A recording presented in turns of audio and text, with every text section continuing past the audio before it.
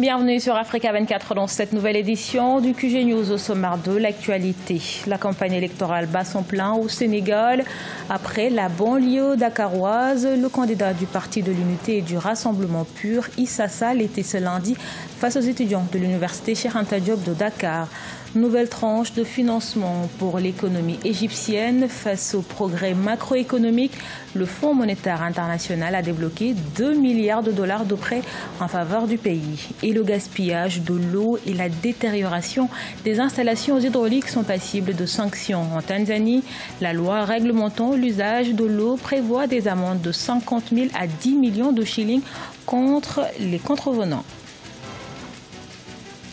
Mais tout d'abord, en République démocratique du Congo, Martin Fayulu n'en démord pas. L'opposant va saisir la Cour africaine des droits de l'homme. Un nouveau recours selon le candidat malheur à la présidentielle pour réclamer la vérité des urnes. Sa coalition, la Mouka, mise sur la jurisprudence de la Cour. En effet, elle a déjà condamné d'autres pays pour tricherie et pour cas de viol électoral. Le candidat arrivé second à la présidentielle, selon la CENI, maintient toujours son appel à la désobéissance civile contre ce qu'il qualifie de putsch électoral.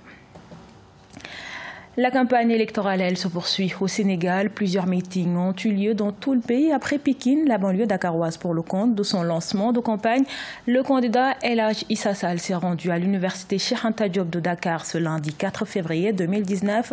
Notre correspondant El Hadj Ndiaye revient sur cette rencontre. Suivez son reportage commenté par Graziella Chakonte. Le développement d'universités de proximité pour un meilleur accès à la formation, l'amélioration du quotidien des étudiants mais aussi des enseignants, telles sont les promesses de campagne du candidat du Parti de l'Unité et du Rassemblement, El Hadj Issa Sall. Ce lundi 4 février 2019, le porte-flambeau du PUR s'est rendu à l'université Cheikh Anta Diop de Dakar.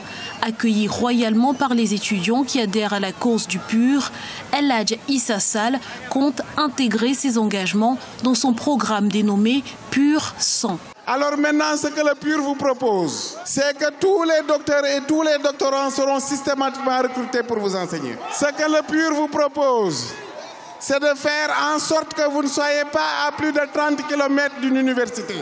L'UCAD, un lieu privilégié dans la quête de suffrage des Sénégalais, car recelant d'une partie importante de l'électorat. Ainsi, le professeur Sall exhorte les étudiants à faire le bon choix le 24 février 2019.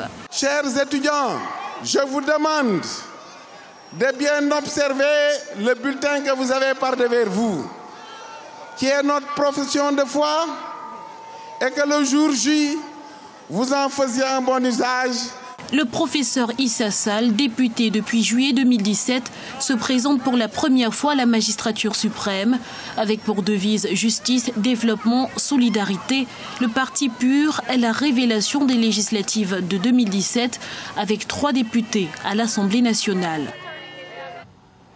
Et il y aura bel et bien élection présidentielle au Sénégal comme prévu le 24 février prochain, a annoncé ce mercredi Aly Ngouille Ndiaye, le ministre sénégalais de l'Intérieur. Une réponse qui fait suite à l'appel à une manifestation pacifique lancée mardi par l'ex-président Abdoulaye Wade contre ce qu'il qualifie de scrutin verrouillé selon lui et visant à reconduire son successeur Macky Sall. 2 milliards supplémentaires pour l'Égypte. Le Fonds monétaire international autorise le pays à tirer une nouvelle tranche dans le cadre de son programme de facilité élargie de financement, un financement motivé par les progrès macroéconomiques du pays. Ange Bijouno-Ménion. Nouvelle tranche de financement pour l'économie égyptienne. Suite à un examen de son programme de réforme, le Fonds monétaire international annonce avoir débloqué un prêt de 2 milliards de dollars en faveur du pays. Ce nouveau financement vient pour appuyer les progrès substantiels de l'Égypte en matière de stabilisation macroéconomique. Sur le plan économique, ce début de stabilisation s'est concrétisé par la décision de signer avec le Fonds monétaire international un prêt de 12 milliards qui est donc venu inscrire l'Égypte dans un programme. Ça consisté dans un premier temps à réformer la fiscalité des sociétés, à essayer de maîtriser l'inflation et puis un engagement clair en matière de suppression de toutes les grandes subventions qui étaient accordées. La stabilité macroéconomique de l'Égypte est due à un taux de croissance maintenu sur le plan de l'offre et de la demande. Si les 5,3% de croissance encouragent les institutions financières, des efforts restent à fournir sur le plan microéconomique. La stabilisation qui est en cours sur le plan macroéconomique a du mal à se répercuter sur le plan microéconomique, c'est-à-dire pour les entreprises et pour les ménages, on ne sent pas encore les effets des réformes qui sont en cours. La première chose sur laquelle il faut travailler, c'est corriger la concurrence, corriger les circuits de distribution. Entre 2017 et 2018, l'Égypte a entrepris des réformes structurelles de grande envergure. Cependant, le pays est menacé avec une dette élevée mais soutenable à 90% du PIB, dont le remboursement représente environ 30% des dépenses budgétaires, près de 10% du PIB. 5000, c'est le nombre de combattants enrôlés au Mali dans le cadre du DDR, désarmement, démobilisation et réinsertion. Les combattants des différents groupes qui souhaitent intégrer le processus de paix en déposant les armes avaient jusqu'à ce 31 janvier pour le faire. Pour la suite du processus, dans 2 semaines, les 5000 combattants ou déclarés comme tels seront regroupés dans un grand camp. Toujours au Mali, des ONG des droits de l'homme viendront bien vérifier qu'ils n'en ont pas commis de graves crimes. Ensuite, pour certains, le processus de réintégration dans l'armée va commencer. Également dans l'actualité, en Tanzanie, la loi sur la réglementation sur l'usage de l'eau potable suscite la polémique, initiée pour lutter notamment contre le gaspillage de cette ressource ou destruction des infrastructures hydrauliques. Elle prévoit des amendes de 50 000 à 10 millions de shillings contre des contrevenants. Les précisions de Nathalie Mo.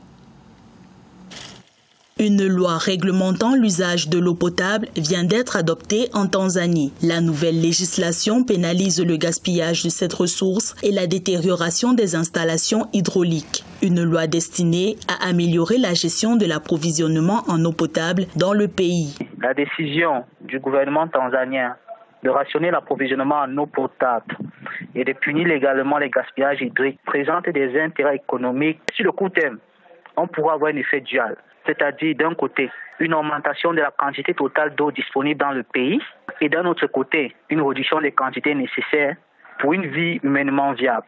Depuis sa proposition au Parlement, cette loi lève des divergences sur son implémentation. En effet, elle prévoit des amendes de 50 000 à 10 millions de shillings contre des contrevenants, des sanctions pécuniaires jugées trop élevées par certains membres du gouvernement. Nous ne tolérons pas le vandalisme de biens publics, y compris d'infrastructures d'eau. Mais le gouvernement devrait reconsidérer les mesures proposées. Les amendes imposées aux personnes et aux institutions devraient être échelonnées. La réhabilitation des infrastructures d'approvisionnement en eau potable endommagées devrait coûter 400 milliards d'euros à l'État tanzanien. Pour un meilleur contrôle de cette ressource, la création d'une agence rurale de l'eau est en étude. Promouvoir la cohabitation pacifique et l'unité nationale, c'est l'un des objectifs du tournoi de football dédié au brassage des jeunes. Cette compétition a été initiée par les organisations de la société civile en partenariat avec les autorités tchadiennes. L'initiative a permis aux leaders d'opinion de prêcher les notions de paix et de citoyenneté aux populations. Reportage de notre correspondant Mahamat Ramadan, commenté par Marie-Colette Babasagana. Au Tchad, des organisations de la société civile ont organisé du 1er au 6 février 2019 à Moundou, au sud du pays, un tournoi de football pour promouvoir la cohabitation pacifique. Selon les organisateurs, cette initiative de brassage des jeunes s'inscrit dans le cadre de la sensibilisation pour la paix et l'unité nationale du pays. Nous sommes à la recherche de la cohabitation pacifique et sachant que les jeunes sont le fer de lance, nous sommes obligés de les inviter à venir se brasser et s'entendre pour l'avenir parce que nous devons préserver la paix. Initié par l'Association des femmes pour le développement social, ce tournoi de football qui a vu pour la première fois la participation des équipes féminines a été une occasion pour les autorités de prêcher pour la préservation de la paix et la stabilité socio-économique du pays. Je voudrais vous inviter à une réelle prise de conscience pour le brassage de la cohabitation et la cohabitation pacifique qui constitue la condition sine qua non pour un développement. Car ne dit-on pas malheur à l'homme seul. Pour rappel, des milliers de jeunes ont fait le déplacement pour assister aux différents matchs du tournoi de la cohabitation pacifique. Des conférences, débats sur les thèmes relatifs à la paix ont été animés à l'attention des jeunes. Ce journal a été réalisé par l'ensemble de la rédaction. Merci pour votre fidélité. Retrouvez dans un instant une nouvelle édition de l'actualité sur Africa 24.